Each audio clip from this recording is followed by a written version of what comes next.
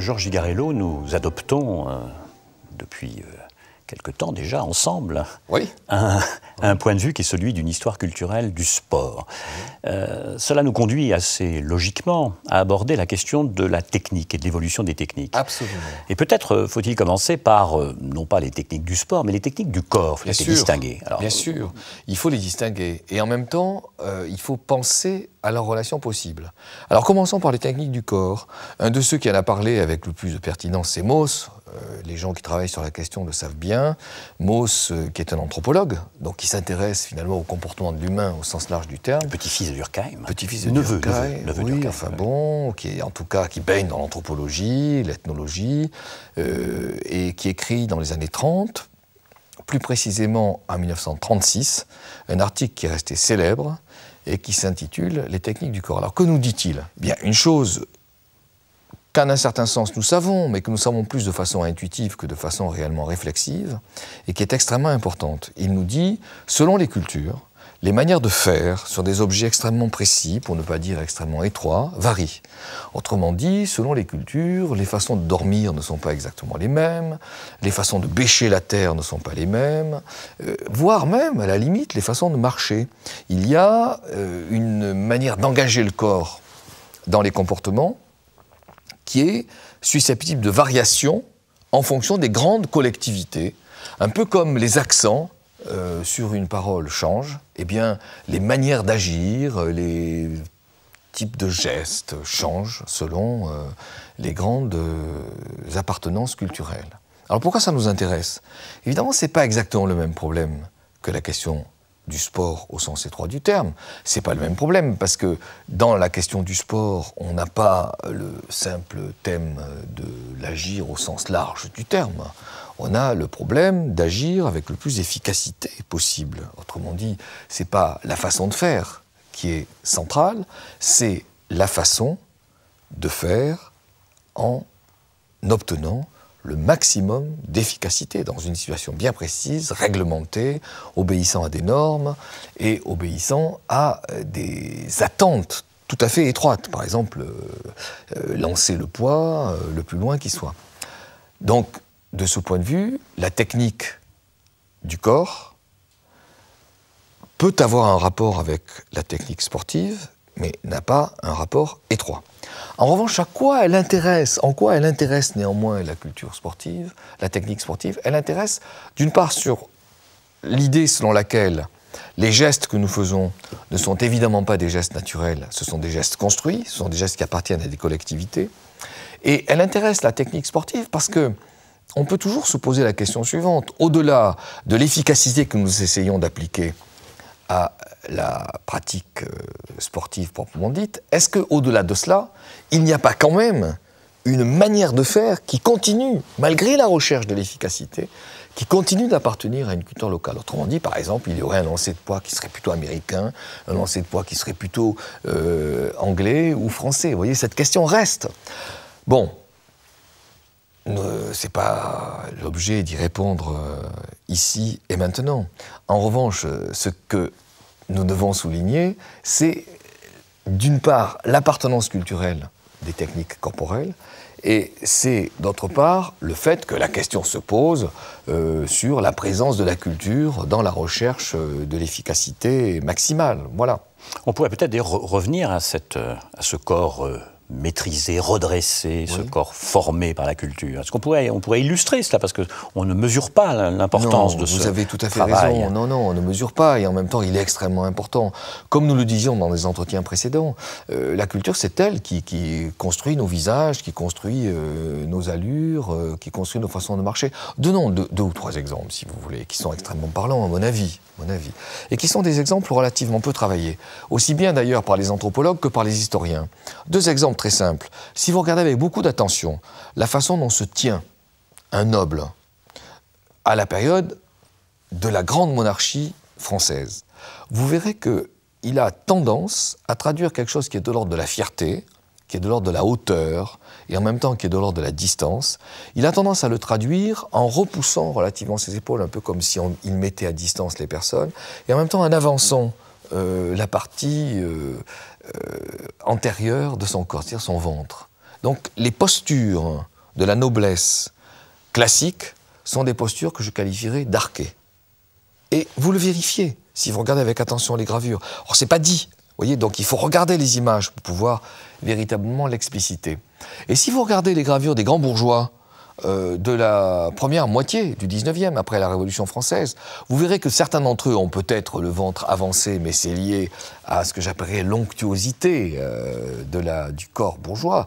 Mais en revanche, le corps bourgeois est un corps qui est campé. C'est un corps qui est marqué avec les épaules, un peu comme si déterminé je ne veux pas schématiser, mais de l'entreprise et de la volonté. Et on voit très bien comment, du coup, deux grandes appartenances culturelles, qui sont distinguées à la fois par la thématique sociale, mais distinguées aussi par la distance temporelle, deux grandes appartenances renvoient à deux types d'apparaître et à deux types de se tenir physiquement sur ses jambes et d'offrir son corps au regard de l'autre. Alors ça, c'est la posture, mais le corps lui-même est façonné dans sa morphologie, pas simplement la posture. On donne souvent l'exemple, en Bretagne, on bandait la tête des enfants pour leur donner une forme particulière. Et on peut dire que le sport, il procède au fond de ces deux maîtrises, et de la posture et du corps dans sa morphologie. Parce que la tendance spontanée, en quelque sorte, d'une culture, c'est d'essayer de donner à l'apparence extérieure des corps de ceux qui appartiennent à cette culture, de lui donner des signes, qui sont des signes de reconnaissance. Donc on oublie cela, mais vous avez tout à fait raison. Pendant très longtemps, selon les lieux, en quelque sorte, en France, il y a une façon d'effectuer des gestes sur l'enfant pour que ces gestes aboutissent à des corps qui soient différents. Donc on sculpte en quelque sorte. On sculpte vraiment l'anatomie du crâne pour donner des formes en pain de sucre, pour donner des formes rondes, etc. Mais ça, la sculpture de soi n'est pas une image.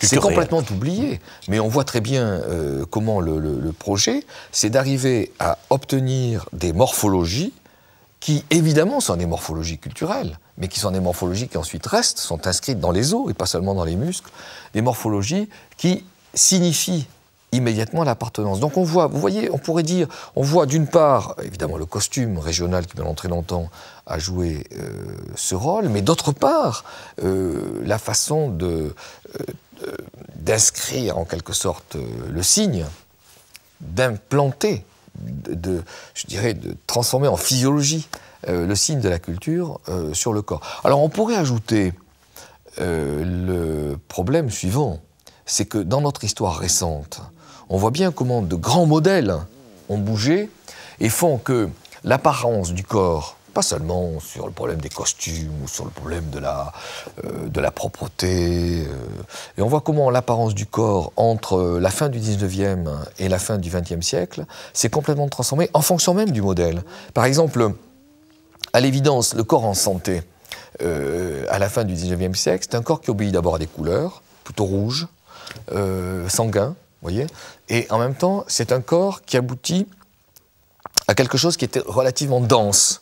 C'est pas forcément le muscle, hein. Ça peut être un petit peu de graisse, vous voyez. Il faut avoir un enrobement qui donne le sentiment d'une certaine pesanteur, pas de lourdeur, mais d'une certaine pesanteur, et le rosé du visage. Or, bien entendu, et en même temps avec quelque chose d'un peu rigide, d'un peu déterminé, d'un peu contrôlé, si vous voulez. Le purpurin britannique, peut-être. Par exemple. Or, bien entendu, les repères de la fin du 19e, de la fin du 20e, pardon, un siècle plus tard, il y a quelques années encore, ou aujourd'hui, sont complètement différents. C'est la détente. C'est pas forcément la lourdeur musculaire, c'est au contraire la disponibilité, ce que vous pouvez percevoir comme étant de la mobilité souterraine dans le corps, la possibilité de bouger, vous voyez. Et puis c'est pas forcément le teint rougeau, c'est au contraire le teint bronzé, c'est le teint un peu hâlé, c'est le teint un peu susceptible de traduire le fait que vous ayez parcouru de l'espace, que vous ne reveniez pas, vous n'apparteniez pas seulement à un lieu, mais que vous êtes quelqu'un qui peut circuler dans plusieurs lieux. Ça donne des choses complètement différentes physiquement et qui sont totalement inscrites dans de la culture. On va revenir sur ce point tout à l'heure, mais oui. Là, d'abord, entre les techniques du corps et les techniques sportives, il y a donc des continuités. Il y a aussi des différences, des discontinuités. Par exemple, les techniques du corps, elles s'enracinent dans une tradition culturelle. On ne peut pas dire que les techniques sportives s'enracinent de la même manière dans une tradition culturelle. Oui, voilà, ça. Elles ne s'enracinent pas de la même manière, mais elles s'enracinent aussi. Alors, elles ne s'enracinent pas de la même manière parce que la culture sportive, c'est vraiment une culture de l'efficacité. C'est pas du tout une culture de l'appartenance. Mais en revanche, dans l'efficacité elle-même, je pense que le choix répond à la fois à des repères qui sont culturellement situés et en même temps répond à des repères qui sont, appelons-les, scientifiquement efficaces. Alors je m'explique.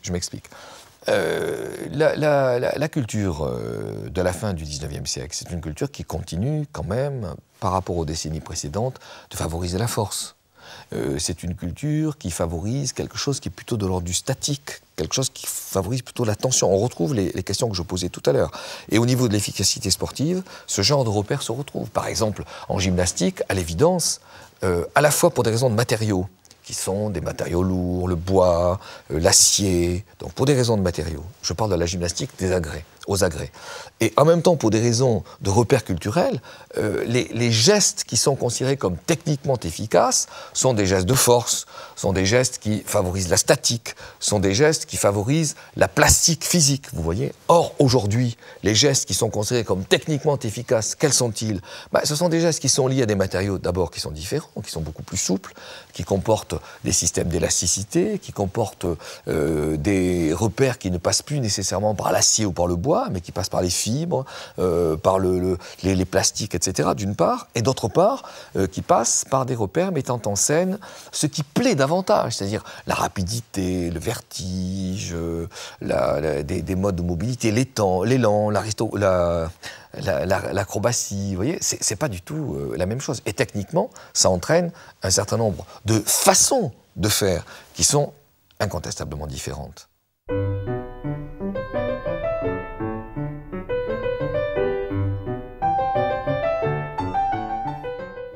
Il peut être intéressant de relier les techniques du corps, les techniques du sport aussi, à l'histoire des mentalités, c'est-à-dire à l'outillage mental, à la manière dont on se représente le monde, le corps, on se représente la société. Alors, je pense qu'il faut les relier, d'une part, comme je le disais à l'instant, mais je le redis, ne m'en veuillez pas, je pense qu'il faut d'abord les relier à la manière dont existe une culture, une technique dans l'espace environnant. Par exemple, il y a une période qui est celle de la moitié du XIXe siècle où dominent manifestement les objets lourds, c'est-à-dire les bois, les aciers, comme je le disais, les fontes, ce qui entraîne des techniques qui rejaillit sur la façon d'agir en imposant en quelque sorte un certain nombre de gestes. Ça, c'est l'environnement. Vous voyez, la technique physique ne peut pas se penser sans la façon dont elle est englobée par un milieu, et le milieu détermine des façons de faire. On pourrait d'ailleurs sophistiquer et rentrer dans beaucoup plus de détails, mais on pourra le faire dans un second temps. Et puis, il y a une deuxième question, effectivement, qui est liée à la question, au thème que vous abordiez. Je pense que la culture physique, dans la manière dont son efficacité est envisagée, il y a de grands problèmes de culture. Et donc, le privilège donné à certains types de qualités physiques par rapport à d'autres, à certains types d'apparence physique par rapport à d'autres. Alors, pour être plus concret, on voit bien que pendant très longtemps, on dominait deux qualités physiques essentielles. Les livres le disent, les pratiques le disent aussi, la force et l'adresse. Or, dans les périodes qui se sont déroulées à partir de la fin du XIXe siècle, brusquement, vous voyez une véritable effloraison de qualités physiques différentes, qui sont beaucoup plus nombreuses et qui impliquent des pratiques différentes. La détente, la vitesse. La vitesse est présente pendant longtemps, mais elle est renvoyée à de la force. Or, elle va avoir des qualités parfaitement spécifiques à partir de la fin du XIXe et au XXe. La coordination, la sensibilité. Bref, s'ouvre un spectre considérable de qualités physiques nouvelles qui est lié à la culture de plus en plus ouverte sur le corps, de plus en plus centrée sur la mobilité, la disponibilité, la maîtrise, la fluidité de ce corps. Et ça entraîne, cette thématique-là, entraîne l'apparition de pratiques et de techniques complètement différentes. Je terminais sur un point que je trouve, moi, extrêmement important. Quand je disais qu'était important l'environnement technique, et l'environnement, appelons-le à la limite économico-culturel de la technique. Je dois dire que l'environnement aujourd'hui, c'est un environnement où c'est plus vraiment, même si elle n'a pas disparu, c'est plus vraiment la machine à vapeur qui est au centre, et c'est plus vraiment la grue non plus, les articulations, les mécaniques, etc. De plus en plus, ce sont les électricités, l'électronique, le numérique, et cela a beaucoup de conséquences sur la façon dont on perçoit le corps et sur la manière dont on imagine des techniques, aussi sur la manière dont on peut inventer des techniques et des jeux. Et je trouve que depuis quelques petites décennies, nous sommes extrêmement centrés, nous l'avons dit dans des entretiens précédents, mais je pense qu'il faut le redire, nous sommes extrêmement centrés sur des pratiques qui favorisent ce que j'appellerais la rétroaction, c'est-à-dire la perception des informations venues de l'extérieur et immédiatement la réaction par rapport à ces perceptions, d'où qu'est-ce que ça entraîne comme techniques nouvelles? Les techniques de glisse, les techniques de chute, les techniques de vertige, ça, qui ouvrent un espace totalement nouveau de pratique et en même temps ouvrent un espace totalement nouveau de technique. Donc vous voyez bien qu'il y a du coup 3 grandes données qui me paraissent vraiment fondamentales. L'environnement technique, l'environnement économique, ne l'oublions pas, et l'environnement culturel évidemment.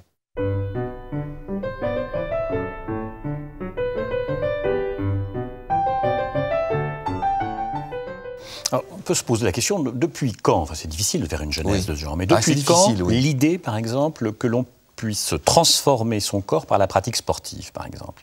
Est-ce qu'on peut repérer cette genèse et éventuellement la périodiser avec de grands moments? Je crois qu'il y a une donnée qui a toujours existé et qui n'est pas forcément celle de la transformation, d'ailleurs, du coup votre question est effectivement importante. Il y a une donnée qui a toujours existé, c'est celle de l'exercice. L'exercice a toujours été considéré, depuis l'Antiquité, comme une manière d'entretenir et éventuellement d'améliorer la performance. Quoique, très difficile de voir la part prise, par exemple, chez les Grecs, parce qu'on pourrait appeler l'exercice préparatoire et la réalisation du geste lui-même. Très difficile de situer l'exercice préparatoire.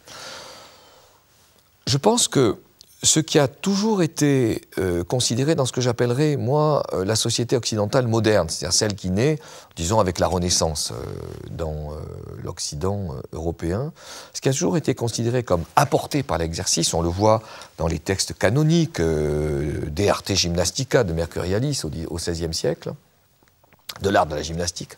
Ce qui a toujours été considéré comme possible, c'est, au fond, le fait de pouvoir à la fois entretenir la santé et en même temps, quand même, on le voit aussi chez Rabelais, par exemple, dans les exercices qu'il propose à Gargantua ou à Pantagruel, et quand même améliorer la façon de faire. En même temps, il y a toujours eu à l'arrière-plan cette idée selon laquelle, si vous vous exercez, vous éviterez, par exemple, le fait de devenir trop lourd, par exemple, le fait d'être gagné par une présence excessive de la graisse. Il y a quand même toujours eu cette vision à l'arrière-plan. Mais je pense que ce qui s'est vraiment profondément transformé et ce qui a quand même ouvert l'idée de possibilités totalement originales, ce sont quand même les pratiques de la fin du XIXe siècle. C'est-à-dire les pratiques qui sont liées à l'apparition du sport. Alors pourquoi et comment ? Eh bien, d'une part parce que elles se sont de plus en plus centrées sur un objet qui est devenu véritablement repérable et localisable, qui est le muscle. Par exemple, les gens de la fin du XIXe siècle sont les premiers à dire vous pouvez améliorer la sangle musculaire abdominale. On va se centrer de plus en plus. Et c'est lié aussi au progrès de l'industrie au sens large, vous voyez, de la machine, de l'univers des mécaniques, etc. Donc on va transformer le corps en immense machine susceptible de modulation, en quelque sorte. Donc les gens de la fin du XIXe siècle sont les premiers, par exemple, à parler de sangle abdominale, sont les premiers à dire vous pouvez vraiment travailler sur tel et tel muscle plutôt que tel autre et arriver à obtenir quelque chose qui soit efflanqué au niveau de votre tronc. De la même manière, ils vont dire, vous pouvez considérablement développer votre épaule, vos épaules. Autrement dit, cette idée que les Américains vont appeler bodybuilding, qui paraît totalement dérisoire et banale aujourd'hui, c'est une immense invention de la fin du XIXe siècle. Votre corps peut être sujet à des transformations qui sont susceptibles de révolutionner votre physique. Et cette idée d'une véritable révolution, elle n'apparaît vraiment qu'à la fin du XIXe siècle. Bodybuilding, c'est très original en fait ça. C'est en même temps, dans une certaine mesure, assez américain.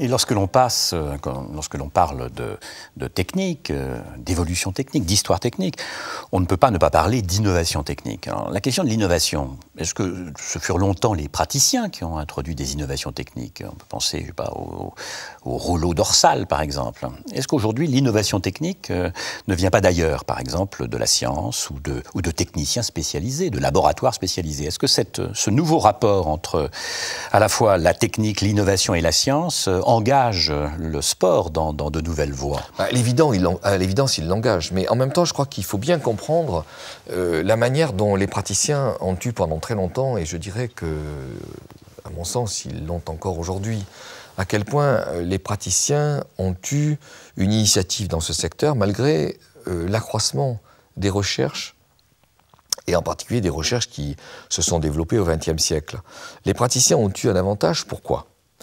Pour plusieurs raisons, vous savez, pour plusieurs raisons. D'abord parce que la pratique, ce n'est pas uniquement le terrain de la science. La pratique, y compris dans les pratiques assez élaborées, qui sont celles de la technique, la pratique, c'est un lieu original par rapport à la science, parce que c'est le lieu du faire. Et quand vous faites, vous n'êtes plus uniquement dans le savoir.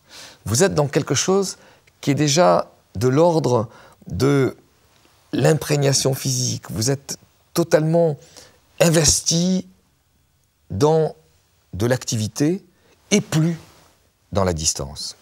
C'est une première raison. Alors, cela dit, on sait très bien que dans les fers de technique portant sur des objets qui sont des objets inertes, à l'évidence, la science peut arriver à pénétrer très fortement et le seuil, en quelque sorte, flottant, d'incernable, est extrêmement restreint. Mais en revanche, quand vous travaillez sur un objet qui est non seulement vivant, mais qui dispose des articulations qui ne sont pas géométriques, les articulations de nos genoux ou de nos épaules ne sont pas des surfaces géométriques. D'autre part, les corps qui sont en jeu ne sont pas des corps qui sont standards, ce sont des corps qui varient. Troisièmement, la manière dont vous appliquez les forces sur ces corps ne sont pas des applications qui sont elles-mêmes soumises à la géométrie. Les insertions musculaires varient d'un individu à l'autre. La densité des muscles varie d'un individu à l'autre. Donc vous n'êtes pas face à une machine standard. Vous êtes face à une machine qui, au bout du compte, est assez singulière. Elle change selon les individus. Donc comment prévoir l'ensemble des gestes de cette machine? Il faut s'attarder sur cette question. Comment les prévoir, a priori? Comment les construire sur une machine à dessin? Comment les construire sur un ordinateur? Évidemment, on peut les construire dans un idéal. Mais ensuite, vous avez des individus qui sont tous différents. Et donc on voit bien que la part d'initiative donnée aux praticiens, elle est en fait extrêmement importante. Elle a toujours été importante dans la tradition. J'ajouterais qu'elle a été majeure. Lorsque vous regardez les inventions techniques, Dieu sait s'il y en a eu, par exemple, dans le monde du sport. En athlétisme, on pourrait les multiplier sans fin. Vous évoquiez le saut, on peut évoquer le lancer de poids de O'Brien qui invente le lancer de dos, on peut inventer les ciseaux au saut, on peut évoquer, les ciseaux au saut en longueur, on peut multiplier les exemples de ce genre, les pratiques de saut à la perche, etc. On voit que dans la quasi-totalité, ou les gymnastiques aussi, les doubles vrilles, etc. On voit très bien que dans la majorité, pour ne pas dire la totalité de ces cas, ce sont les praticiens qui ont découvert. Et je pense qu'ils ont découvert pour la raison que je viens d'évoquer. Parce que l'engin corporel, c'est un engin extrêmement particulier. Alors maintenant, aujourd'hui... Il y a la recherche scientifique qui a pris quand même l'objet sportif Alors maintenant, aujourd'hui. En charge. Bon. Alors sur aujourd'hui, je pense qu'il faut dire plusieurs choses. Il faut dire une première chose qui porte sur les engins. lorsque vous descendez une piste de ski, vous avez des outils qui peuvent être soumis à des recherches extraordinairement élaborées. Et là, vous n'êtes plus dans le cadre de la disposition corporelle des individus, vous êtes dans le cadre des outils inertes. Donc vous pouvez, de ce point de vue, considérablement faire avancer la recherche sur les systèmes de glissement, l'élasticité des matériaux, la lourdeur des matériaux, et de ce point de vue, bien entendu, on voit à quel point la recherche a pu évoluer. Je prends l'exemple des skis, mais je pourrais prendre l'exemple de 1000 autres engins ou de 1000 autres outils qui sont utilisés, les combinaisons, par exemple, la combinaison de natation dont on parle dans les semaines récentes. Ça, c'est un point quand même considérable parce que on voit bien que c'est un facteur de transformation et d'évolution. Pour en rester encore une seconde au ski, il est évident que les façons de descendre en ski aujourd'hui sont devenues totalement différentes parce que la recherche portant sur les engins, la recherche portant sur les systèmes de glisse a eu des effets eux-mêmes considérables. Alors, si on en vient en revanche à l'autre versant, qui est le versant du corps et de la physiologie, bien sûr des recherches très importantes ont pu faire avancer un certain nombre de questions sur les résistances, les problèmes cardiaques, les problèmes de consommation, les seuils de fatigue, les perceptions de fatigue. Donc là, il y a eu des recherches très très importantes qui ont pu quand même avancer. Mais ce que je constate, et qui me paraît absolument passionnant, c'est que l'initiative du praticien reste quand même grande. Reste quand même très grande. Prenons l'exemple du football. Voilà. Est-ce qu'on peut, sur une planche à dessin ou sur un micro-ordinateur, inventer des types de feintes ou des types de jeux entre la jambe et le ballon? C'est une question qui peut paraître triviale, mais ce n'est pas une question triviale. Bon. Est-ce que le micro-ordinateur peut faire beaucoup? Il peut faire un peu. Il peut faire un peu. Mais vous savez, c'est quand même Zidane qui a inventé ce qu'on appelle les fameuses roulettes. Et ce n'est pas le savant sur le micro-ordinateur qui est allé lui indiquer. Ça, il ne faut jamais l'oublier. Parce que je trouve que c'est un problème qui est doublement intéressant. C'est un problème qui est intéressant parce qu'il souligne un côté, appelons-le épistémologique, qui porte sur l'invention du praticien et l'initiative du praticien. Mais c'est un problème qui est intéressant pour le spectacle. Dans la mesure où on voit que le spectacle qui, pour certains chercheurs, mettrait le spectateur face à des mouvements complètement mécanisés, eh bien, on voit que ce spectacle pose des questions beaucoup plus compliquées.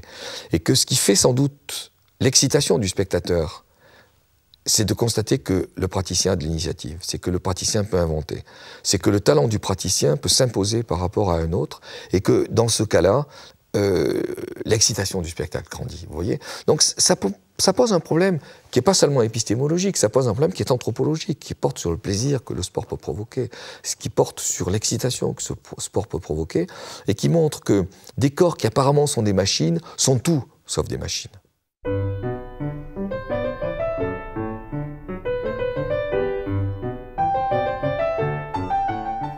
Mais d'un autre côté, oui, l'intervention de la science et de la technique, elle peut être très, entre guillemets, invasive, c'est-à-dire dans la conception de prothèses, dans la manière, parlons pas de l'homme bionique bien sûr, mais tout de même, c'est une intervention en profondeur. On parlait tout à l'heure de la transformation du corps par les techniques du corps, par les techniques sportives. Les technosciences, la conjonction de la science et de la technique a une puissance d'intervention considérable. Puissance absolument considérable, puissance à l'égard de laquelle, me semble-t-il, nous sommes dans une position initiale. Je pense que vraiment on entre dans une période où on peut imaginer le fait que s'ouvrent des recherches qui laissent apparaître des possibilités qui étaient insoupçonnées jusque-là. Et ça pose vraiment plusieurs problèmes. Ça pose plusieurs problèmes. Ça pose un premier problème qui est celui de la mise à égalité des compétiteurs. Bon, c'est peut-être pas le problème le plus important. Ça pose un deuxième problème qui me paraît beaucoup plus important, qui est un enjeu non seulement anthropologique, mais un enjeu à la fois moral et sanitaire. Ça pose un deuxième problème, qui est le suivant.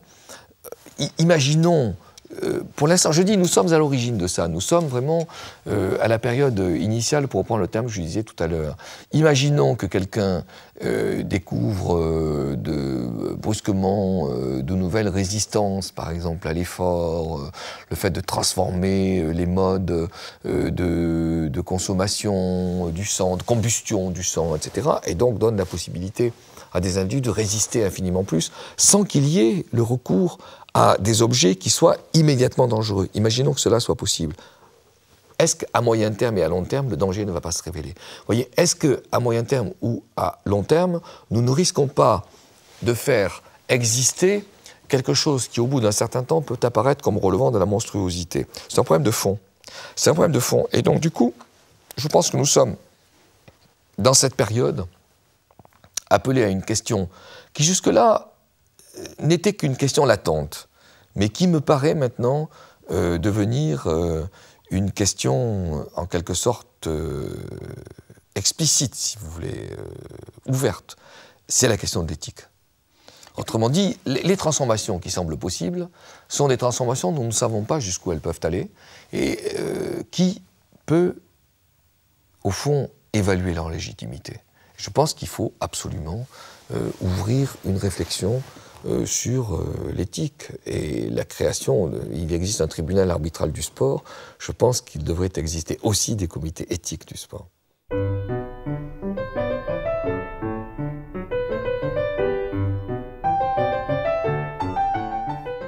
Alors là, c'est l'occasion de faire une distinction. Il y a les sciences dites dures, il y a les sciences humaines aussi. Bon, et les sciences humaines, à la fois, elles ont un rôle à jouer peut-être pour cette évaluation, pour ce regard critique, pour être capable de lire un certain nombre d'enjeux. Mais elles ont peut-être, elles aussi, un mode d'intervention, un mode opératoire dans la manière de façonner les corps, de transformer les corps. Ben, bien entendu. Imaginons, par exemple, les sciences humaines interviennent sur les comportements et elles interviennent sur les sensibilités. Imaginons que se découvrent brusquement des façons de transmettre des sortes de sentiments intérieurs, d'obligation et de détermination qui aboutissent à ce que le sujet, dans une certaine mesure, soit désapproprié de lui-même. Imaginons que cela soit possible. On n'est pas très loin de ce genre de... Donc là encore, j'y reviens. Je pense qu'une réflexion, c'est un peu simple ce que je veux dire, mais encore faut-il l'appliquer. Je pense qu'une réflexion sur l'éthique est absolument incontournable. Nous ouvrons sur des périodes qui rendent ce projet, à mon sens, indispensable. Et cette réflexion sur l'éthique est une réflexion qui doit être politique, sociale, culturelle. Quel est le statut de cette réflexion? Le statut, c'est qu'est-ce qui renvoie à l'humain? À partir de quand? Enfin, vous voyez, c'est seulement une question, c'est seulement une réponse philosophique et culturelle qui peut être envisagée. À partir de quand risquons-nous de sortir de l'humain? Et donc votre fonction, risquons-nous de sortir de l'humain? Votre rôle, en d'autres termes, vous, philosophe, historien, anthropologue, c'est d'aviver dans la cité, finalement, cette réflexion sur le sport. Je pense que nous n'y échappons pas. Et le dopage le montre. Le dopage montre. La sanction du dopage aujourd'hui, c'est à la fois une sanction institutionnelle et c'est aussi malheureusement une sanction physique, la destruction de l'individu. Mais on peut très bien imaginer des pratiques sur lesquelles la sanction physique n'est absolument pas immédiatement perceptible et qui risque de s'avérer terrible dans un certain nombre d'années. On peut aussi envisager des pratiques qui séparent l'humanité en catégories tellement distinctes qu'elles ne peuvent plus véritablement fonctionner ensemble. Je crois que cette question est terrible et elle est présente.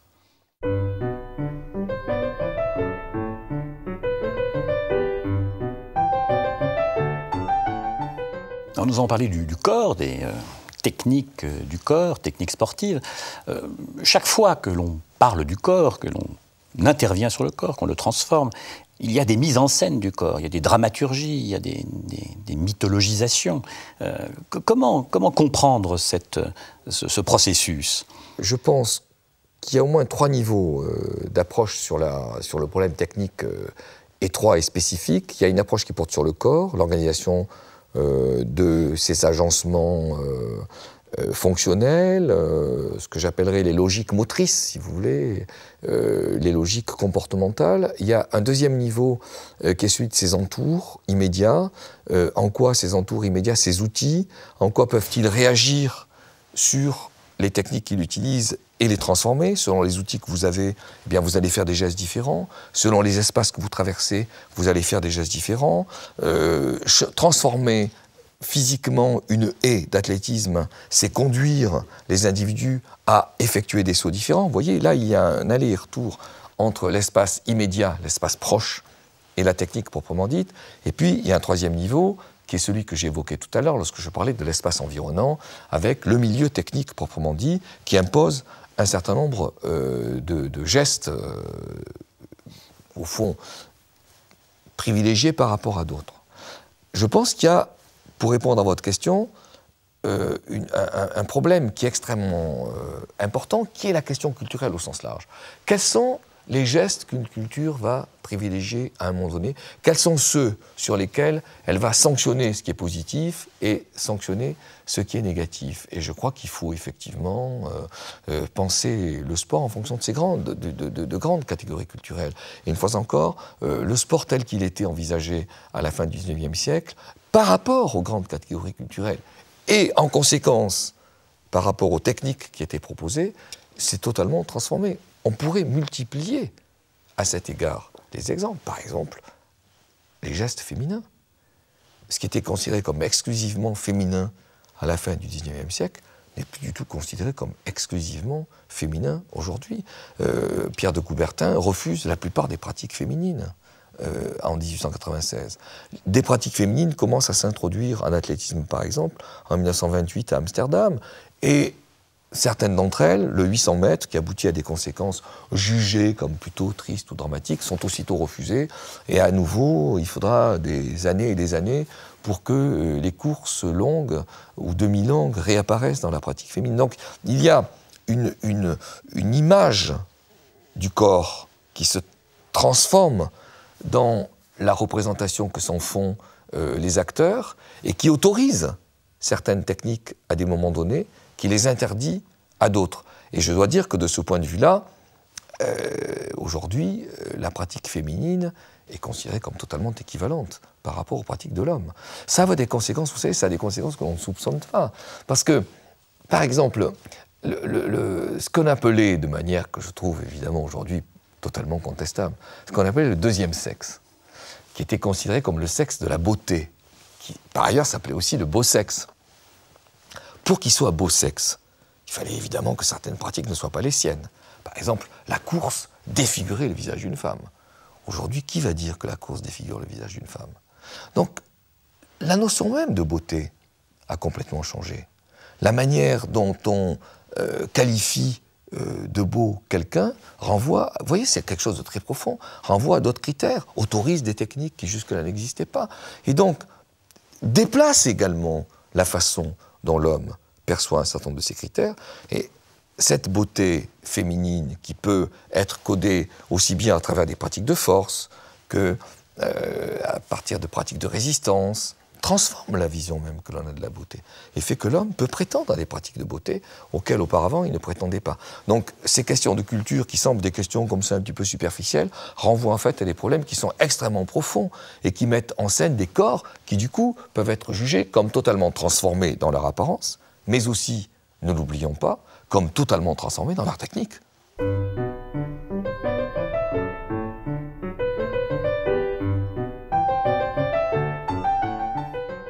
Non, ce sont des réflexions qui sont au point de contact de l'intériorité, de l'extériorité, de la subjectivité, de l'objectivité, ce qui suffit d'ailleurs à montrer que la prétention scientifique à une sorte d'invasion, entre guillemets, est une prétention qui a ses limites intrinsèques.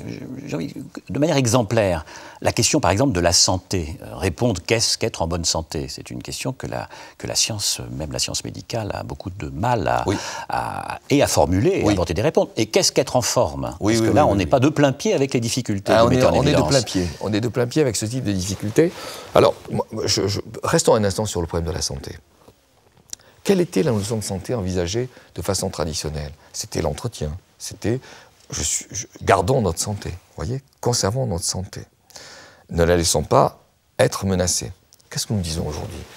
Nous ne disons plus conservons notre santé, nous disons améliorons notre santé. Il y a une vision d'optimisation qui est complètement nouvelle et qui est extrêmement intéressante parce qu'elle renvoie à l'arrière-plan à l'idée de performance. Elle renvoie à l'arrière-plan aussi à l'idée qu'au fond, on ne sait pas. À la fois, on attend l'amélioration, mais jusqu'où et comment. Et en revanche, cette idée de dynamique, cette idée qu'on peut toujours aller au-delà, elle est à la fois profondément moderne, problématique, et je considère personnellement comme passionnante. Ça, c'est un premier point, qui fait que c'est pas, vous voyez, je me répète, c'est pas l'amélioration des médicaments, c'est pas l'amélioration de la prévention, c'est vraiment la transformation de l'image que l'on se fait de l'être en santé. La deuxième remarque que je voudrais faire, et qui me paraît personnellement importante, c'est la suivante. Traditionnellement, être en bonne santé, c'est réaliser un certain nombre de choses comme on l'a toujours fait. Par exemple, quand j'étais en bonne santé à l'âge de 20 ans, je marchais pendant 2 heures sans fatigue. Aujourd'hui, je marche avec fatigue, donc je suis peut-être en moins bonne santé. Vous voyez, il y a une idée de pratique, de réalisation, etc. Qu'est-ce qui a changé? Évidemment, ça reste. Mais qu'est-ce qui a changé? C'est le fait de se ressentir, de s'éprouver. Le fait d'avoir le sentiment que les informations que vous donne votre corps sont positives et vous donnent le sentiment que vous avez une maîtrise et que vous avez de la potentialité. C'est extrêmement nouveau. Le silence des organes. Et oui, et c'est plus seulement le silence des organes. C'est ça, vous voyez, c'est une sorte de positivisation, si je peux utiliser ce mot, des organes. Et ça, c'est extrêmement nouveau. Pourquoi? Parce que ça entraîne un mode d'écoute qui n'existait pas et qui suscite des formes de sensibilisation et qui suscite des formes d'attention et qui suscite des formes d'investissement. Et je trouve que, du coup, le corps prend une place totalement nouvelle parce qu'il est présent non plus seulement de manière latente, mais présent de manière incitative, si vous voulez, présent de manière positive, présent de manière qui n'est pas simplement sourde, mais qui est une matière clair, si on peut dire les choses comme ça. Et c'est évidemment une immense révolution par rapport à ce que nous avons pu connaître dans les décennies précédentes. Avec le passage du silence à, au contraire, une sorte d'harmonie symphonique. De ressenti. Bon, de ressenti harmonieux des organes. Bien sûr, bien sûr.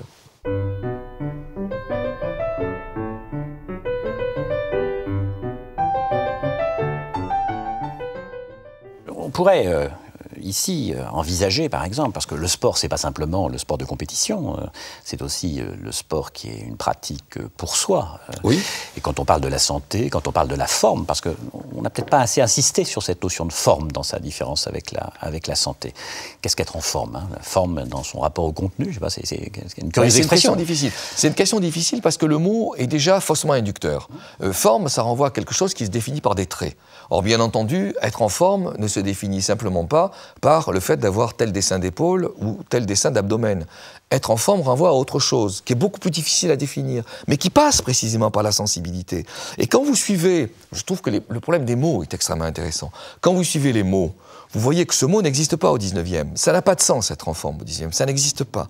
Et en revanche, ça commence à exister à partir des années 20 et dans l'entre-deux-guerres. Et ça existe comment? Ça existe avec la montée de la sensibilité, précisément. Être en forme, c'est se ressentir, vous voyez, autrement, et se donner la possibilité de faire des choses que jusque-là, on ne faisait pas. Mais c'est pas seulement la réalisation. C'est en même temps quelque chose qui renvoie je m'excuse d'insister, mais qui renvoie de la proprioceptivité, c'est-à-dire de la manière dont on peut se ressentir et dont on peut, du coup, réaliser. C'est au fond une notion extraordinairement moderne, avec un mot qui, malheureusement, est extraordinairement ancien. Et alors, quand on parle de la forme, de la santé aussi, il y a quelque chose aussi qui caractérise un peu notre époque, c'est un impératif. On doit être en forme, on doit tout faire pour être en forme. Comme il y a un impératif du bonheur, c'est pas simplement une possibilité, on n'est pas dans l'idéal alternatif, c'est un impératif pour bien accomplir d'une certaine manière ce que l'on est.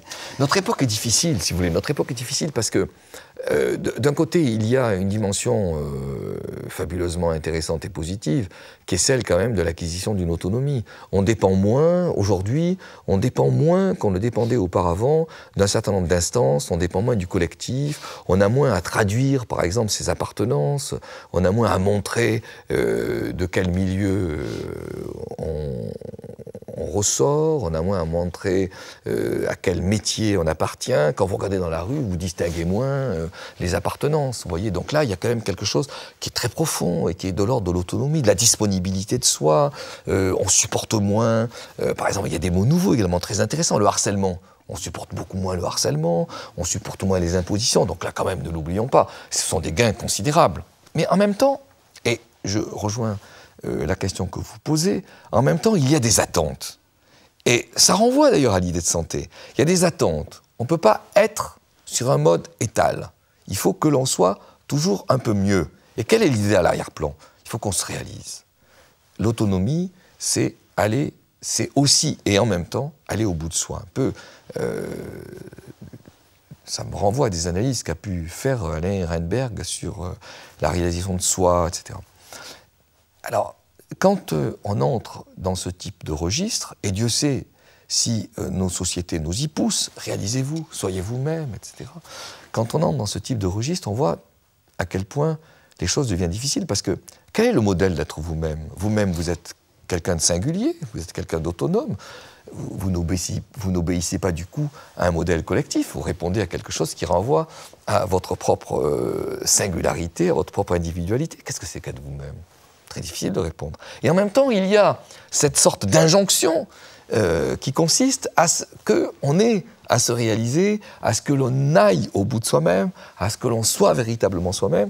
Je trouve qu'à la fois c'est très intéressant, bien entendu, parce que ça permet d'être dans une dynamique, ça permet de tenter des réalisations, c'est ne pas rester sur le mode étal dont je parlais tout à l'heure, mais en même temps c'est inquiétant. C'est inquiétant parce que, à partir de quand s'est-on réalisé?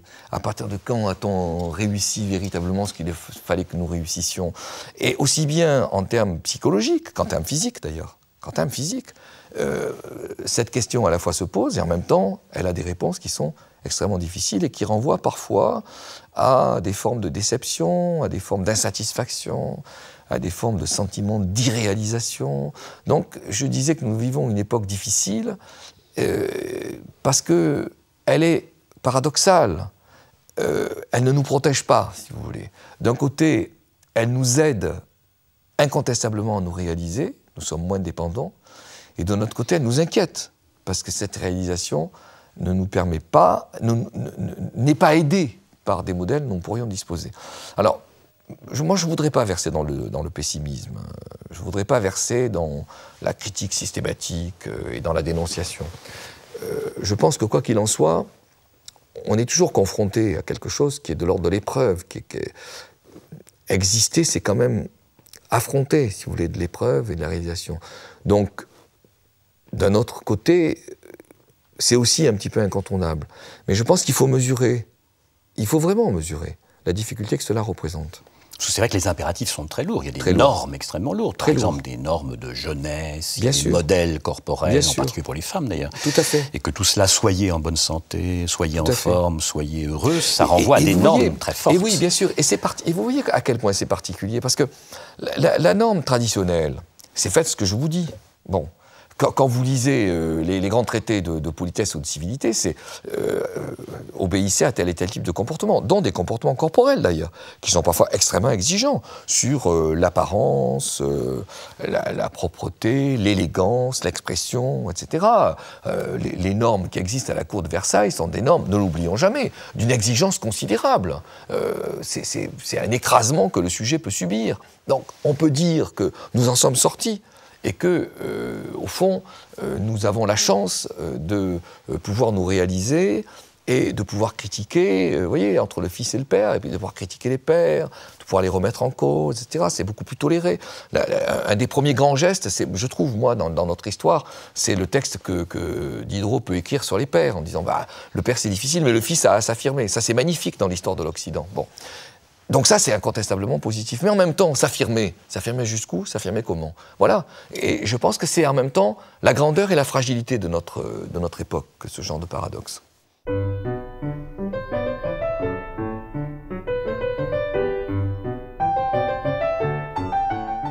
Parlons de la pratique pour soi, parce que c'est dans la continuité de ce que nous venons de dire. Oui, c'est dans la continuité. Cette pratique pour soi qui s'accompagne, d'abord elle peut être dans l'institution ou hors institution, et elle s'accompagne de nouvelles postures, de nouvelles... Alors on peut essayer de creuser cela. Comment comprendre aujourd'hui cette place du sport comme pratique pour soi? Une fois encore, c'est une pratique qui s'est accélérée dans les décennies récentes, mais c'est une pratique qui a une histoire. Et cette histoire, pour moi, elle commence réellement avec, une fois encore, la deuxième moitié du 19e. Non pas forcément d'ailleurs avec la pratique sportive, mais elle commence avec la pratique de loisir. La pratique de loisir est une pratique où on vous dit « vous avez du temps pour vous ». Et où on voit émerger des activités qui ne sont pas nécessairement des activités de compétition ou des activités sportives, mais qui sont des activités, au fond, de détente, où le temps que vous consacrez à elles est un temps qui vous appartient. La pêche, par exemple. Vous voyez, on dit la pêche, c'est une façon de se retrouver soi-même, ou la promenade, la flânerie. Donc là, il y a une conquête, aidée bien entendu par le dispositif collectif, dont la société industrielle d'ailleurs, qui a un côté écrasant et qui a un côté libérateur. Il y a une conquête qui fait que l'individu s'appartient davantage. Au fur et à mesure que les décennies passent et que le 19e siècle s'affirme, au fur et à mesure, l'individu s'affirme également. Et s'affirme comment ? Il s'affirme plus seulement à travers l'activité, mais il s'affirme à travers ce que j'appellerais l'accroissement d'un espace psychologique. Il y a une sorte de bulle d'espace qui vous appartient, qui est à vous. Bon.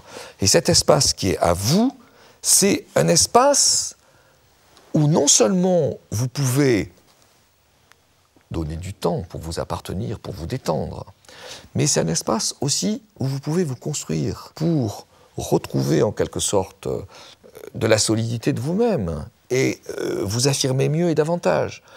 Et ça aboutit à tout un ensemble de pratiques, cela, qui sont, même dans certains cas, les pratiques d'hygiène. Par exemple, prenez du temps pour vous arranger, pour améliorer votre apparence, prenez du temps pour vous pour renforcer votre corps. Et je trouve aussi, prenez du temps pour vous mettre en forme, pour reprendre le mot que vous utilisiez tout à l'heure. Et c'est le grand succès que connaissent récemment les salles de gym, les thalassos et aujourd'hui les spas. C'est un temps que l'on vous donne, à travers lequel vous ne jouez pas aux cartes, vous ne vous abandonnez pas, à travers lequel le fait de vous retrouver permet de vous reconstruire. Et cela ne peut être pensé qu'à partir du moment où vous construisez de l'espace psychologique. C'est pas seulement de la bulle vide, c'est de la bulle qui renvoie à votre propre intériorité. Pourquoi ? Parce que votre intériorité sur l'espace des décennies, elle s'est incontestablement creusée, elle s'est incontestablement construite, et de cette histoire de l'intériorité, je veux dire, et de cette intériorité, on peut faire l'histoire, qui commence par des injonctions. Ayez confiance en vous. Vous savez, les grands textes des Américains pour votre travail, prenez confiance en vous, améliorez votre mémoire, améliorez votre personnalité, etc. Injonction. Et puis, progressivement, prenez du temps, retrouvez-vous, appartenez-vous. Et ça, c'est, je pense, une caractéristique considérable du XXe siècle, qui est la construction de l'espace psychologique, qui me paraît totalement nouvelle par rapport à ce qu'on pouvait appeler auparavant comme étant l'espace moral, si vous voulez.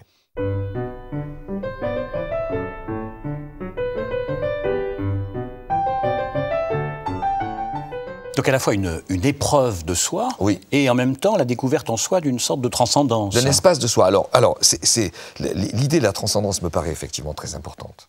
Parce que d'un côté, vous voyez ce qui se passe. Qu'est-ce qui s'est passé ? C'est difficile de définir sur le XXe, mais qu'est-ce qui s'est passé ? Il s'est passé dans les sociétés occidentales, me semble-t-il, un certain recul de la transcendance. C'est-à-dire, qu'est-ce que c'est que la transcendance ? C'est le fait de penser à de l'ailleurs, c'est le fait de se projeter dans de l'ailleurs.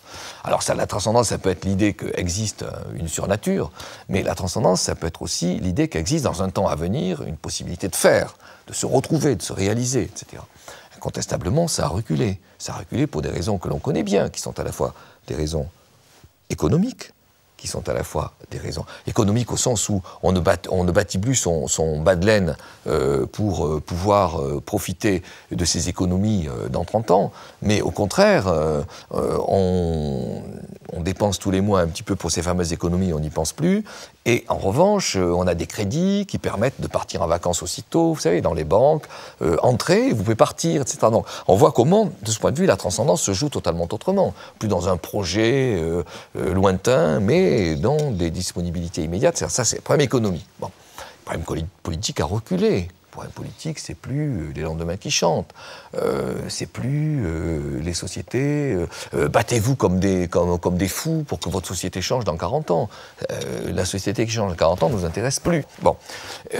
Donc la transcendance politique a incontestablement reculé. C'est les fameuses analyses de Lyotard que personnellement j'aime beaucoup. C'est le recul des grands discours et des grandes promesses. C'est ça que l'on appelle la société postmoderne. Les grands récits. Qui ne promet plus. Les grands récits. Bon.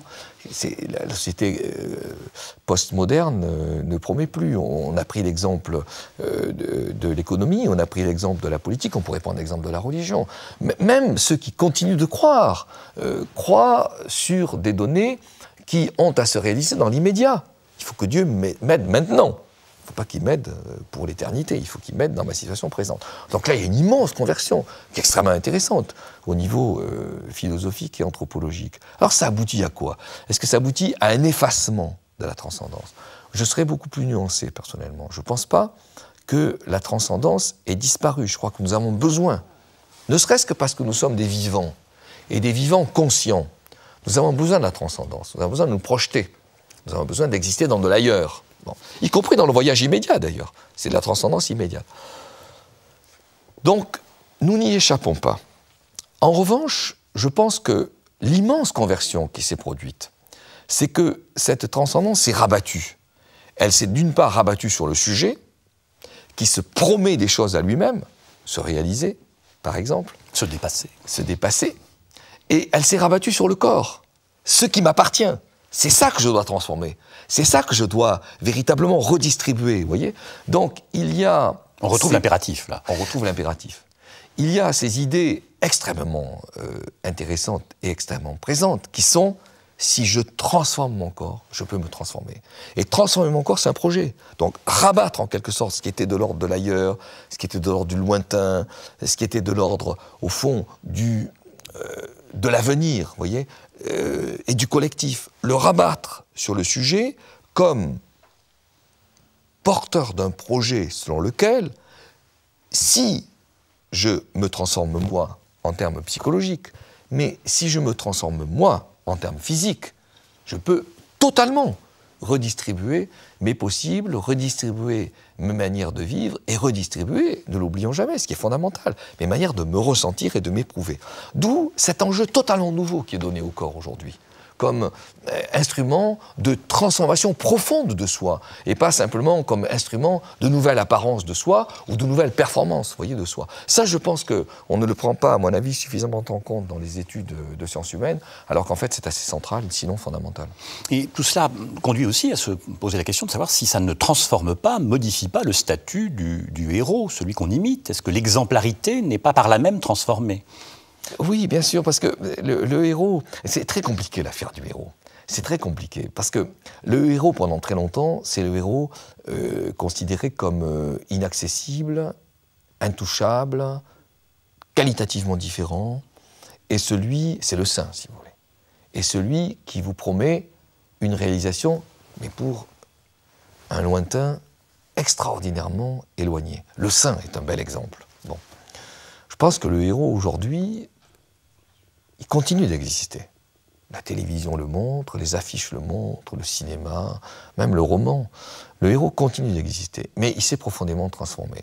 Il s'est transformé de deux manières. D'une part, parce que pour qu'il puisse exister, il faut qu'il donne le sentiment qu'il vous ressemble, que c'est le même que vous, et il faut qu'il donne le sentiment qu'il est éloigné, que vous ne pouvez pas, vous n'êtes pas le héros, voyez. Il faut que vous le deveniez. Bon.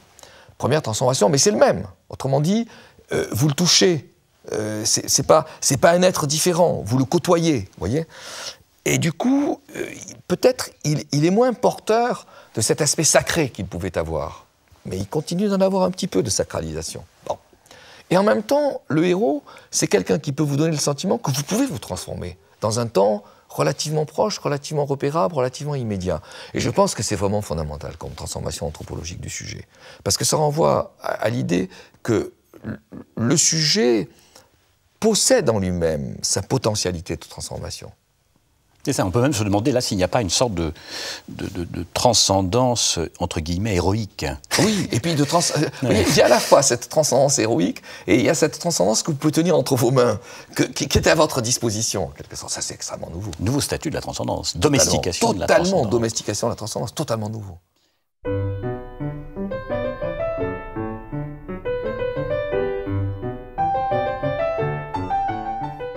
Alors tout cela peut nous conduire à une réflexion peut-être sur la pédagogie, parce que nous parlons d'exemples, de héros, de cette pratique pour soi. La pédagogie, l'apprentissage par exemple, pensons à l'éducation physique et sportive. C'est un apprentissage qui se fait très souvent par l'exemple, par la répétition d'un geste. Que pensez-vous de la standardisation qui peut naître de cette répétition? Est-ce qu'il y a une créativité possible? Est-ce que la référence à un exemple que l'on copie, que l'on duplique, par exemple, un geste modèle qu'on duplique, est-ce que cela n'aboutit pas à une stérilisation du geste? La première chose qu'il faut dire, c'est que le pédagogue des pratiques physiques aujourd'hui a à sa disposition une manière d'objectiver la pratique beaucoup plus précise que celle qu'il pouvait avoir dans la tradition. Lorsque vous suivez un geste d'escrime dans la tradition, vous n'avez absolument pas d'instrument qui vous permettent d'arrêter les séquences du geste et qui vous permettent de repérer très précisément quels sont les enchaînements les plus efficaces et les plus intéressants.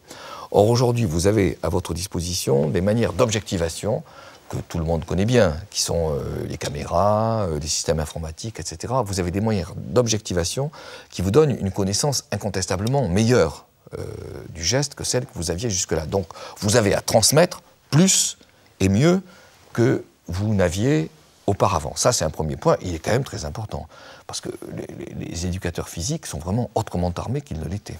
C'est une première question. Vous avez une deuxième question qui est quand même celle du déplacement très fort des systèmes autoritaires. Alors, ça entraînerait un discours sans fin, cette question. Mais quand vous lisez les premiers traités de gymnastique, vous savez, les premiers traités ne sont pas si anciens que ça, hein. Le premier grand et vrai traité de gymnastique, c'est un traité qui date du début du XIXe siècle. C'est un traité purement militaire, qui fonctionne sur le commandement. C'est-à-dire, vos élèves, vous les placez sur un mode géométrique, et puis le geste, vous le commandez au sifflet. Bon. Et là, on voit bien comment il y a une sorte de distance infranchissable entre le maître et le théâtre, en quelque sorte, des élèves.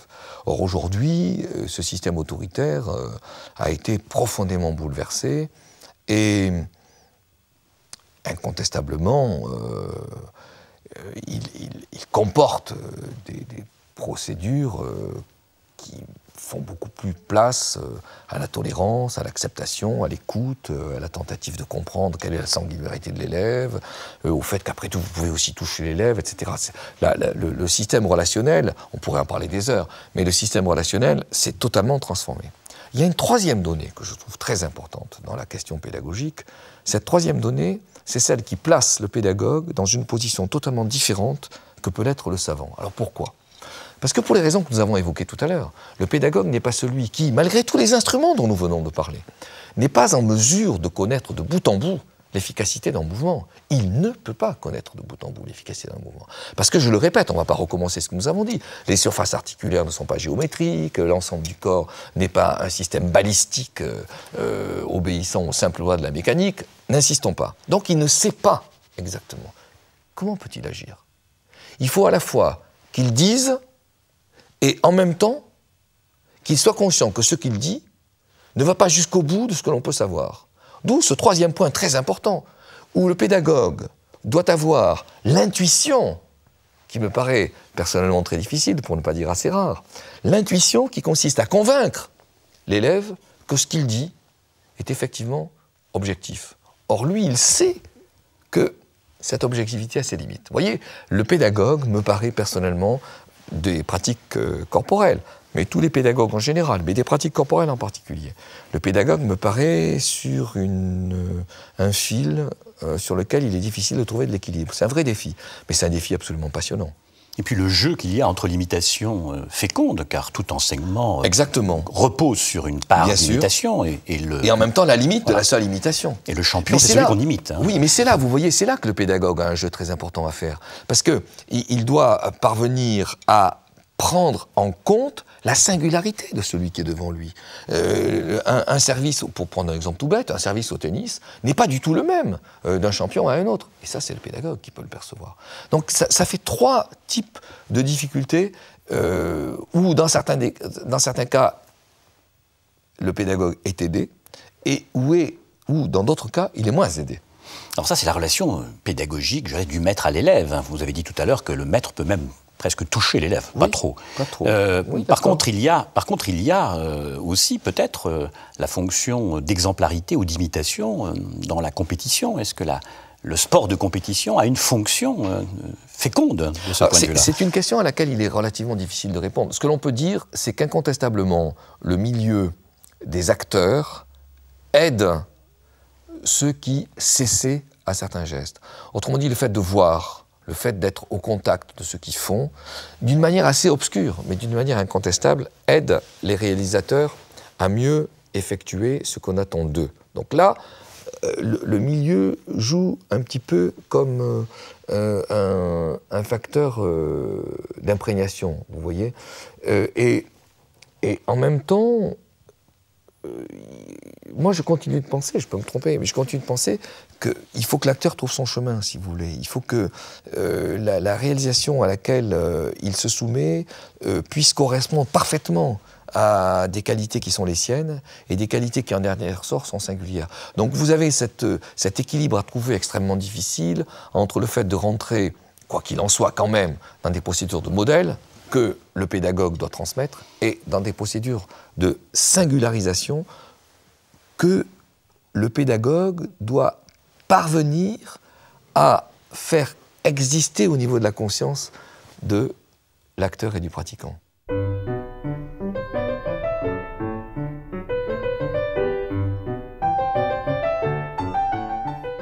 Alors j'ai envie, pour terminer, qu'on revienne sur une notion, un concept que l'on doit à Marcel Mauss, qui est le concept de fait social total. Alors, en quoi le sport est-il un fait social total? Définissons peut-être la notion de fait social total. Fait social total, c'est un phénomène qui inclut un ensemble considérable de dimensions, de comportements et de références qui font une société. C'est-à-dire, on voit bien qu'une société ne peut pas exister sans de l'institution, une société ne peut pas exister sans de l'économie, une société ne peut pas exister sans des relations sociales, une société ne peut pas exister sans de la culture. Vous voyez, il y a tout un ensemble de phénomènes extrêmement variés qui donnent à la fois de la couleur, de la cohérence et de la dynamique à une société et qui la font exister dans une temporalité et dans une réalisation. Bon. Alors, quand on dit que le phénomène sportif, c'est un phénomène social total, c'est qu'on dit qu'il relève de cet ensemble de données et qu'il participe finalement à une société dans sa dynamique et dans sa spécificité. Le phénomène sportif, c'est un phénomène qui ne peut pas se comprendre sans l'économie, et la technique elle-même d'ailleurs, la réalisation du geste elle-même, qui ne peut pas se comprendre sans le fait que ce geste, il est totalement imprégné de culture, qui ne peut pas se comprendre sans le fait que ce geste, il est distinct d'une classe sociale à une autre, qui n'appartiennent pas, selon les versants sur lesquels il se trouve, qui n'appartiennent pas au même milieu, qui renvoient à des références différentes, je dis économie, culture, parlons de l'institution. Ce phénomène, il est totalement traversé par de l'institution. Il relève de fédérations sportives qui sont gérées sur un mode collectif, qui sont gérées sur un mode politique. Donc le sport est complètement intégré dans cela. Alors que vous avez des jeux qui peuvent être totalement isolés. Vous pouvez très bien faire un jeu de paris avec un copain en sortant de cette salle, qui est complètement indépendant des institutions, complètement indépendant des phénomènes politiques, etc. Or le phénomène sportif, lui, n'est pas indépendant. Parce qu'il n'existe pas en dehors de la politique, de l'institution, de la culture, de l'économie, etc. Et c'est en ça qu'il est extrêmement intéressant. Il est extrêmement intéressant, bien entendu, parce que il a un côté intellectuellement passionnant, puisqu'on ne peut le comprendre qu'à travers ces diverses entrées que je viens d'évoquer. Mais il est extrêmement intéressant parce que le connaître nous permet du coup, dans la mesure où c'est un phénomène social total, nous permet du coup de mieux connaître nos sociétés, de mieux les identifier, de mieux traverser, oui, de mieux marquer leurs caractéristiques, leurs angles, et finalement, ce qui fait qu'elles ont quelque chose qui est de l'ordre de la vie et de la dynamique. Donc phénomène social total par la multitude ou la multiplicité des facettes. Et il est intéressant d'ailleurs que vous-même, vous êtes au départ professeur d'éducation physique, agrégé de philosophie, vous faites un travail d'historien. D'une certaine façon, votre propre démarche, je ne dirais pas votre propre histoire, fait sauter un certain nombre de cloisonnements disciplinaires. Et ça vous permet d'avoir une approche justement de cet objet qui, sans cela, serait fuyant. Certains objets méritent d'être abordés en croisant des angles différents, pour mieux les comprendre, vous voyez, et ce dont nous souffrons peut-être parfois, pour des raisons que l'on peut comprendre et qui sont souvent des raisons d'efficacité. Ce dont nous souffrons dans nos démarches scientifiques, c'est que, je le répète, pour des raisons quelquefois d'efficacité, de visibilité, ce dont nous souffrons, c'est que ces démarches sont souvent très locales, très spécialisées, très, non pas enfermées, mais quand même tenues dans des frontières qui font que le discours du sociologue n'a strictement aucun rapport avec celui de l'économiste et encore moins de rapport avec celui du psychologue, et que les lectures ne se croisent pas, que le sociologue ne lit pas le psychologue, etc. Or, j'ai le sentiment personnellement que ce que je vais dire est assez banal, mais en même temps ça se fait très peu, ou à la limite ça ne se fait pas. J'ai le sentiment personnellement que certains sujets méritent mieux, et méritent d'être abordés dans des croisements, et méritent d'être abordés dans des traversées, vous voyez. Et je crois que le phénomène sportif se prête magnifiquement à des entrées multiples et à des entrées croisées. Oui, parce que cet objet n'est pas en attente d'être décrit, c'est un objet qu'il s'agit de construire, d'élaborer, et il ne peut être élaboré que par des approches théoriques multiples et conjuguées. Et croisées, comme je le disais. Je pensais à quelqu'un que vous connaissez et que vous aimez bien, c'est Edgar Morin, quand il a étudié la mort. Évidemment. Il s'est rendu compte déjà qu'aller dans une bibliothèque pour travailler sur la mort, on s'aperçoit que la documentation est éparpillée en départements extrêmement isolés, que la mort comme telle est impensable institutionnellement. Oui. Donc il faut se donner les moyens pour la penser. D'une certaine manière, c'est ce que vous avez fait. Et je trouve qu'à cet égard, l'exemple de Morin, oui, je trouve qu'à cet égard, l'exemple de Morin est tout à fait remarquable et passionnant. Et quand vous dites objet, je pense que vous dites quelque chose de très important. Comment faire exister des objets qui, au niveau d'une science, ne sont pas nécessairement pris en compte ou sont considérés comme dérisoires, alors que lorsqu'on croise des sciences, ils se mettent à avoir une importance remarquable, et surtout, ils sont profondément élucidateurs de ce que sont nos sociétés. Ça, c'est très très important à mon avis.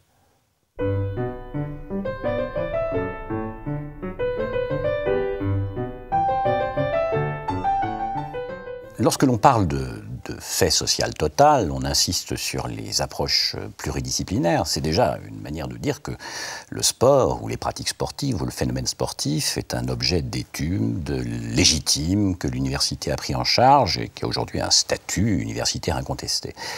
C'est quelque chose qui est peut-être à souligner, c'est que pendant très longtemps, le sport était un objet quasi trivial. S'en occuper n'était pas très valorisant pour le chercheur. Oui, parce qu'on part toujours des questions d'aujourd'hui et on a le sentiment que ces questions étaient les mêmes dans les temps précédents. Or, bien sûr, et c'est très important de le souligner, ce n'étaient absolument pas les mêmes. C'est pas parce que le sport naît à la fin du XIXe siècle et qu'il a déjà un certain succès, c'est pas pour cette raison-là que le sport avait la présence sociale qu'il a aujourd'hui. Vous savez, quelqu'un comme Pierre de Coubertin, par les politiques de 1900, au moment des Jeux olympiques de Paris, quelqu'un comme Pierre de Coubertin n'est pas tellement pris au sérieux par les politiques.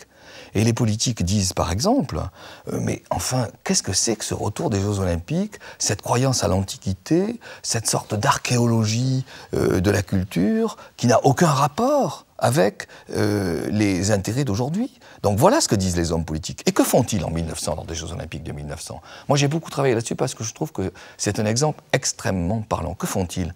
Mais ils écartent Pierre de Coubertin. Le créateur des Jeux olympiques n'est pas du tout l'organisateur des Jeux de 1900. Il est mis quasiment sur la touche. Et c'est finalement la grande gymnastique telle que l'entendent les hommes de la République française, de la Troisième République, les hommes de 1900, c'est la grande gymnastique qui est mise au cœur des Jeux Olympiques de 1900. Donc vous voyez, les pratiques, le sport tel qu'il a existé pendant longtemps, n'avait ni la présence sociale que nous lui connaissons aujourd'hui, ni la reconnaissance sociale que nous lui connaissons aujourd'hui. Et dans une certaine mesure, il représentait moins, je dirais, la société telle qu'elle s'éprouvait, telle qu'elle se valorisait au début du XXe siècle, et peut-être même encore dans l'entre-deux-guerres.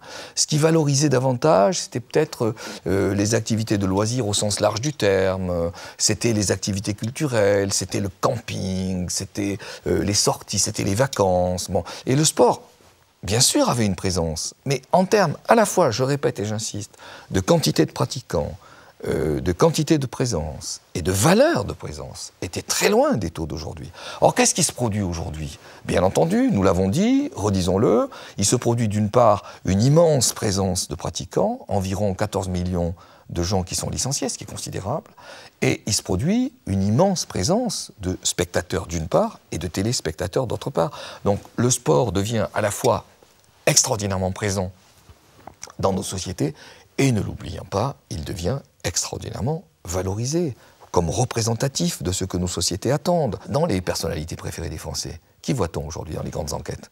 Des sportifs. Pendant longtemps, on a vu l'abbé Pierre. L'abbé Pierre disparaît. Ce sont des gens comme Zidane, ce sont des gens comme Douillet, qui sont les personnalités préférées des Français, avant même les hommes politiques. Donc on voit bien que le sport a à la fois, en termes de quantité, une présence extrêmement marquée, et en termes de valeur, un fort prestige extrêmement marqué. Et je crois que c'est ce qui fait que l'étude sur le sport peut être évocatrice, susceptible d'explicitation, etc., et mérite d'être véritablement engagée, ça d'une part, et c'est ce qui fait aussi d'autre part que ce sport devient une sorte de symbolisation d'un certain nombre d'attentes, d'un certain nombre de comportements, d'un certain nombre de valeurs que notre société peut avoir aujourd'hui. Et tout ce que vous dites, il y a une sorte d'illustration, c'est le statut même des professeurs qu'on appelait jadis de gymnastique, dont le statut était un statut souvent assez dévalorisé dans le système scolaire. Et c'est quelque chose qui change. Oui, c'est quelque chose qui change. Est-ce que le changement est radical? Moi, je ne suis pas vraiment en mesure de le dire. Je pense qu'il faudrait faire vraiment des enquêtes sérieuses. Mais il est évident, quand on parle avec des enseignants de disciplines diverses, ou lorsqu'on parle avec des enseignants d'éducation physique, il est tout à fait évident que leur présence est comprise autrement, que leur pratique est également pensée autrement, et que leur engagement sur un certain nombre d'actions qui sont comprises dans les lycées ou qui sont comprises dans les collèges, un certain nombre d'engagements dans leurs actions, dans les actions de pédagogie ouverte, les actes pédagogiques en dehors de l'enseignement proprement dit, toute cette présence-là, toutes ces actions-là sont autrement valorisées et engagent autrement les enseignants d'éducation physique. Donc je crois que les choses à ce niveau-là changent, et ce changement est symbolique.